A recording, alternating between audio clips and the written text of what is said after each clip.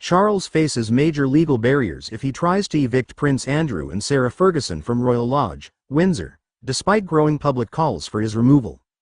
Experts insist his long-term lease gives him the right to remain until 2078, as the Duke and Duchess of York have lived there since 2003 after Andrew paid £1 million for a 75-year lease.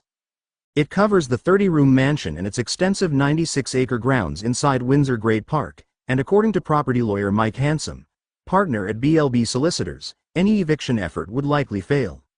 Any attempt to get Andrew out would be a waste of time, Handsome said, as he bought the house on a 75-year lease agreement and therefore is legally entitled to live in the property until 2078. Handsome explained that eviction could only happen if the Duke breached the lease's tenant conditions, which he described as unlikely.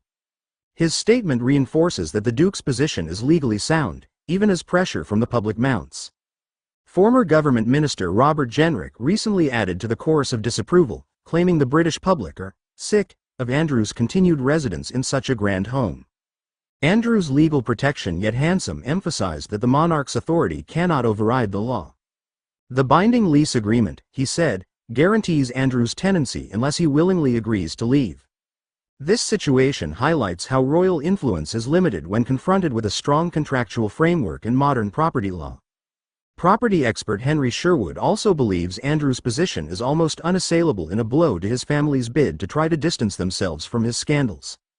He has leased to rent it, Sherwood said, but there is a peppercorn agreement, so he only pays a nominal amount, usually just £1, so they can say he pays for it. Unless there are any break clauses, then the lease is valid for the full term and he cannot be evicted.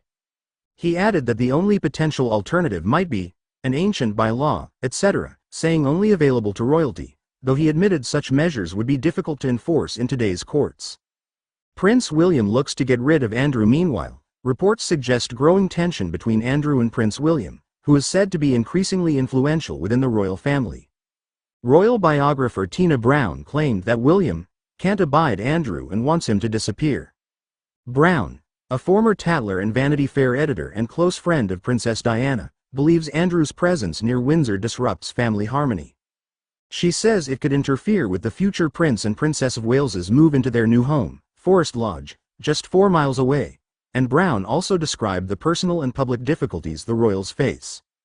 How do you disappear a 6-foot-tall, 190-pound, 65-year-old man in robust good health? Brown pondered. Who has an ironclad contract to live in the Queen Mother's former mansion? Referring to him as the Duke of Dross, she said the issue hangs heavily over the monarchy's reputation. For William and Catherine, she added, the question is not only about property but about how to secure distance from a relative whose controversies continue to draw attention.